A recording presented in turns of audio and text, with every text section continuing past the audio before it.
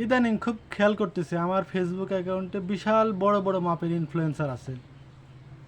ওরে কাজের পরিধি ব্যাপক। মানে ওদের যে পোস্ট, পাবলিক পোস্টগুলা আপনি অবাক হয়ে যাবেন। মানে এত সৃজনশীলতা এরা যে কোথায় পায়, আর এর সৃজনশীলতা যে মাথায় না পিছনে আছে এটা আপনি বুঝতেই পারবেন না। পোস্টগুলা কীরকম জানেন? পোস্টগুলোর ডিমান্ডও খুব, কমেন্ট একবারে শয়ে শয়ে কমেন্ট।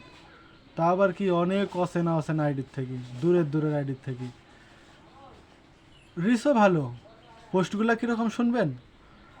এই মনে করেন যে আপনি ঘুম থেকে উঠবেন, ওরা পাশ ফেসবুকে পুরো একবার টাইম লাইন জুড়ে দেখতে পাবেন যে শুভ সকাল, শুভ সকাল, শুভ সকাল বন্ধুরা, শুভ সকাল। অনেক কমেন্ট, রিয়্যাক্টও অনেক। আবার সকালটা কোনো রকম গড়াবি, যাহা দুপুরের একটু ভাঁজ দেখবেন।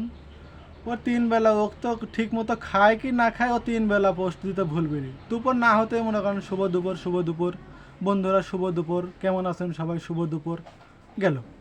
মানে দুপুরের অত্যাচারটা কোনো রকম শেষ হতে না হতে আপনার আবার চলে আসবে রাতের অত্যাচার। শুভরাত্রি, শুভরাত্রি, শুভরাত্রি, অভাব নাই শুভরাত্রির। এই হলো সৃজনশীলতা, আর এই হলো পাবলিক পোস্ট। আর এটি হচ্ছে যে রিচ বাড়ানোর একটা অন্যতম মাধ্যম। ওই যে আরেকজনের আইডি যা কমেন্ট করে আসি বলতেছি, আমার আইডিতে যা ঘুরে একটা কমেন্ট করে আসেন, এভাবে আইডি রিচ বাড়াচ্ছে। রিচ বাড়ায় মনিটাইজেশন অন করে বাস থটস অফ বিলালের মতো 3 মাসে 45 লাখ টাকা 50 লাখ টাকা ইনকাম করবে। সহজ হিসাব। সব গার্মেন্টসের চাকরির আর দরকার আছে?